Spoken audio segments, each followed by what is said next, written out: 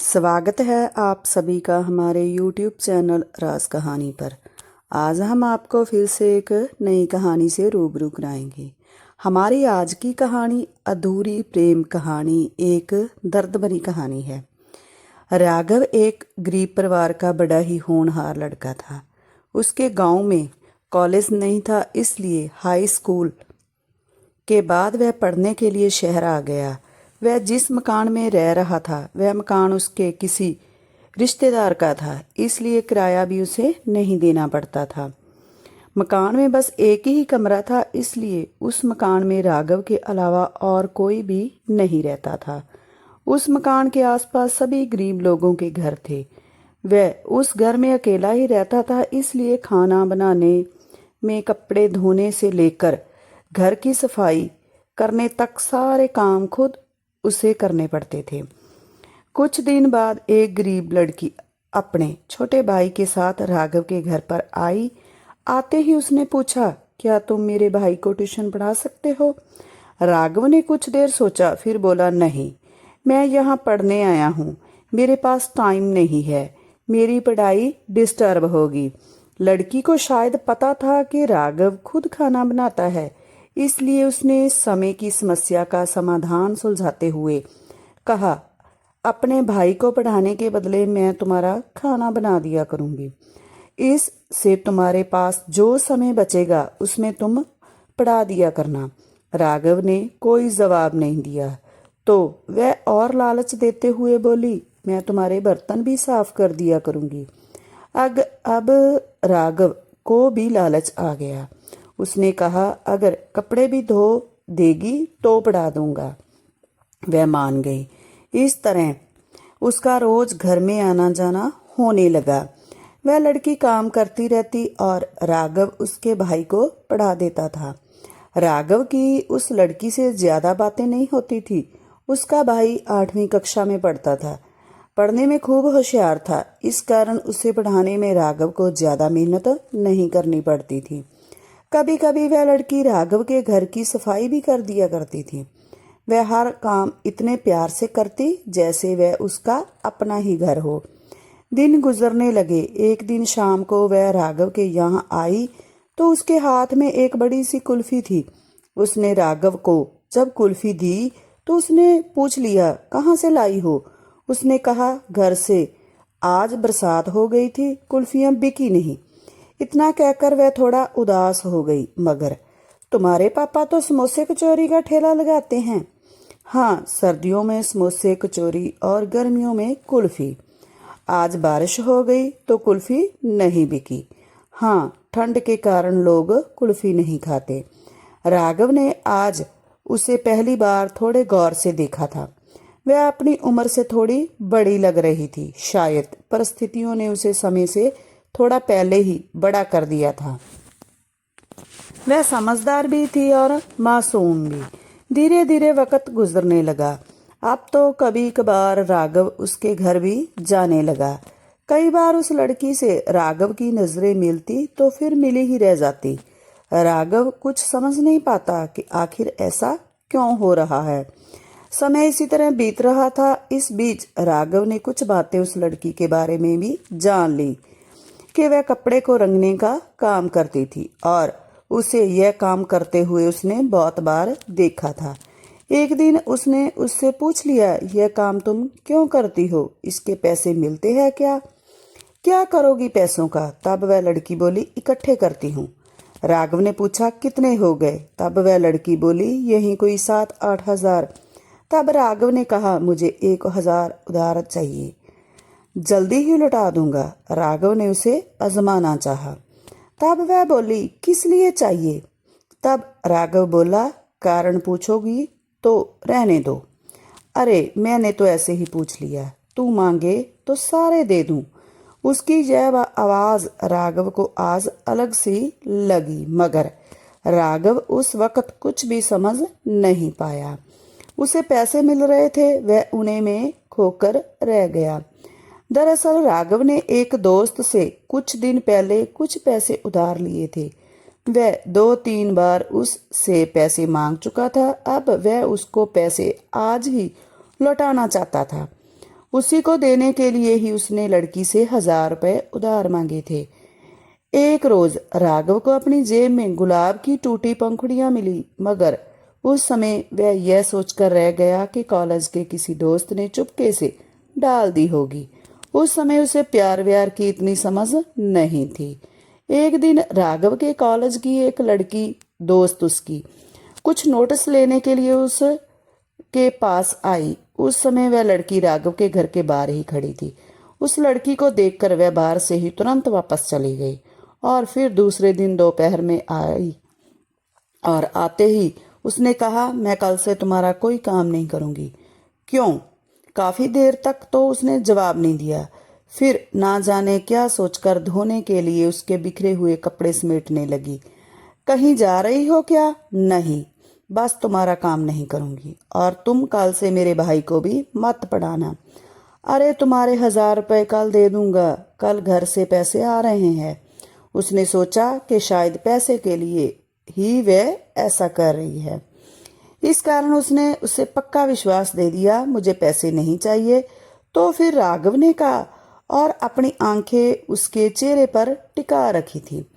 जब उसने एक बार फिर राघव से नजरें मिलाई तो राघव को लगा कि उसकी आंखों में हजारों प्रश्न हैं, मगर वह सभी उसकी समझ से बाहर थे। लड़की ने कोई जवाब नहीं दिया और उसके कपड़े लेकर चली गई। वह अपने घर से ही उसे धोकर लाया करती थी। दूसरे दिन वह ना तो खुद उसके यहाँ आई और ना उसका भाई वहाँ पढ़ने आया।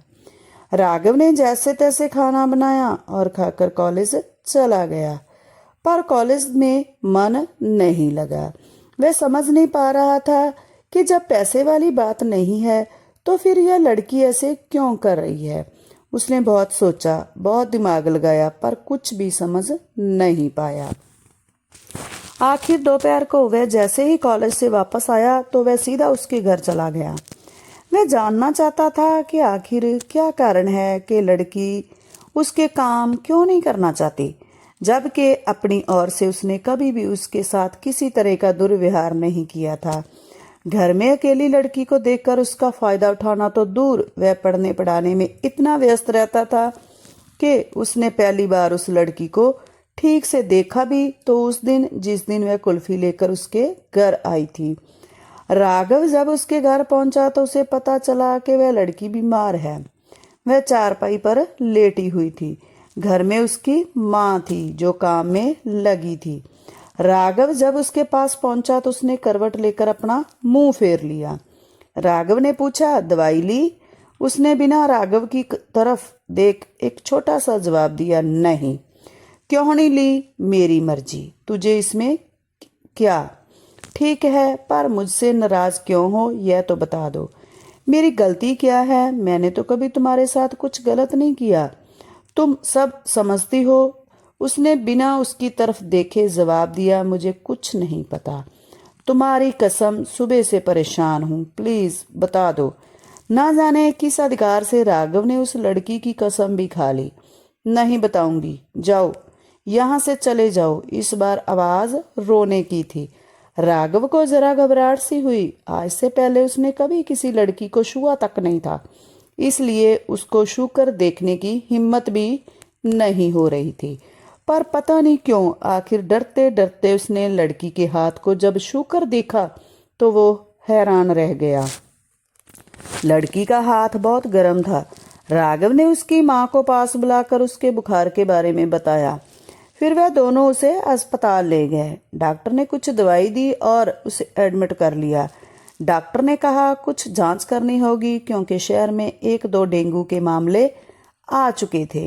राघव को अब उस लड़की को लेकर कुछ चिंता सी होने लगी थी। उसकी माँ उसके पापा को बुलाने घर चली गई तो राघव उसके पास अकेला रह गया था। बुखार जरा कम हो गया था। वह लड़की गुमसुम सी लेटी थी। वह दीवार को एकटक घूर रही थी। राघव ने उसके चेहरे को सहलाया तो लड़की की आंखों में आंसू आ गए। उसे रोते देखकर राघव की आंखें भी भीग गई। राघव ने भरे गले से पूछा, बताओगी नहीं? लड़की ने आंखों में आंसू लिए मुस्कुराकर कहा, अब बताने की जरूरत नहीं मुझे, पता चल गया है कि तुम्हें मेरी परवाह है। राघव के होंठों से अपने आप ही एक अल्फाज निकला, बहुत। बस अब मैं यदि मर भी जाऊं तो मुझे तुझसे कोई गिला शिकवा नहीं होगा। उसने राघव के हाथ को कसकर पकड़ते हुए कहा।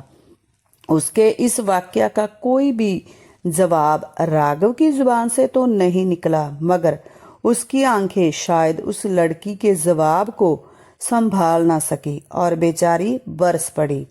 वह लड़की उठकर बैठ गई। रोती क्यों हो पागल? मैं जिस दिन पहली बार तुम्हारे लिए रोटी बनाई थी उसी दिन से मैं तुम्हें चाहने लगी थी, पर एक तुम ऐसे पागल हो कि मेरे प्यार को समझने में इतना वक्त लगा दिया। फिर उसने अपने साथ उसके आंसू भी पहुंचे। थोड़ी देर बाद उसके घर वाले आ गए। रात हो गई थी। उसकी हालत में कोई खास सुधार नहीं हुआ। देर रात तक उसकी बीमारी की रिपोर्ट आ गई और बताया गया कि उसे डेंगू है। यह जानकर राघव का दिल जोर से धड़कने लगा।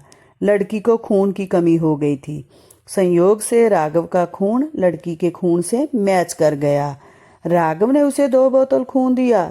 उस रात वह उल्टियां करती रही थी। राघव उस रात 1 मिनट भी नहीं सो पाया। डॉक्टर ने दूसरे दिन बताया कि रक्त में प्लेटलेट्स की संख्या तेजी से कम हो रही है, उसे और खून देना होगा। लड़की की स्थिति जान राघव ने अपना खून और देने को कहा, मगर उसने रात को खून दिया था, इस कारण डॉक्टर ने उसका खून लेने से साफ मना कर दिया। अब राघव ने अपने कॉलेज के 2-4 दोस्तों को वहां बुलाया। सभी ने खून दिया। अभी राघव के पास पैसों की भी कमी नहीं थी क्योंकि घर से आ गए थे। दूसरे दिन ही कुछ ठीक सी दिखी और बातें भी करने लगी। रात को सब सोए थे। राघव उसके पास बैठा हुआ था। उसने राघव से कहा, बीमार मैं हूं, फिर तुमने अपनी ऐसी हालत क्यों बना ली? तुम ठीक हो? जो मैं तो नहाते ही ठीक हो जाऊंगा। लड़की ने उदास होकर पूछा, एक बात बताओ, क्या मैंने एक दिन तुम्हारी जेब में गुलाब डाला था, तुम्हें मिला था कि नहीं? सिर्फ पत्तियां मिली थी। हाँ, पर तुम कुछ समझे थे या नहीं? नहीं, सोचा था कॉलेज के किसी दोस्त का मजाक होगा। लड़की बोली, बुद्धू हो क्या? हाँ, पढ़ाई लिखाई को छोड़ अभी तक कभी कुछ समझा ही नहीं। आखिर अपने घर का इकलौता चिराग हूँ, मुझे अपने घर के लिए बहुत कुछ करना है। राघव ने जरा गंभीर होकर बड़े ही भोलेपन से जवाब दिया। राघव के भोलेपन को देख लड़की हंसने लगी। बीमार होने के बावजूद काफी देर तक हंसती रही। फिर उसने पूछ लिया, कल सोए थे कि नहीं? नहीं, अब सो जाओ, मैं ठीक हूँ, मुझे कुछ नहीं होगा। वह लड़की सो गई, पर 1 घंटे बाद ही उठ गई। राघव वहीं बैठा था। तब लड़की ने पूछा, क्या यह बीमारी छूने से किसी को लग सकती है या नहीं? तब राघव बोला, नहीं। फिर वह लड़की बोली, इधर आओ। राघव उसके करीब चला गया तो लड़की बोली, एक बार गले लग जाओ। अगर कहीं मैं मर गई तो फिर मेरी यह इच्छा बाकी ना रह जाए। ऐसा ना कहो प्लीज। राघव बस इतना ही कह पाया। इसके बाद वह लड़की बीमार होने के बावजूद राघव से काफी देर तक लिपटी रही और फिर सो गई। उसे लिटाकर राघव भी वहीं उसके पास ही एक खाली बेड पर सो गया। सुबह राघव तो उठ गया, पर वह नहीं उठी, सदा के लिए सो गई। राघव ने उसे जगाने की बहुत कोशिश की थी, पर उसने आंखें नहीं खोली। खोलती भी तो कैसे? वह इस संसार को, राघव को छोड़कर इस दुनिया से जा चुकी थी। तो दोस्तों, यदि आपको हमारी यह कहानी अच्छी लगी तो हमें कमेंट करके ज़रूर बताइए और हमारे चैनल को सब्सक्राइब, लाइक और शेयर ज़रूर करिए।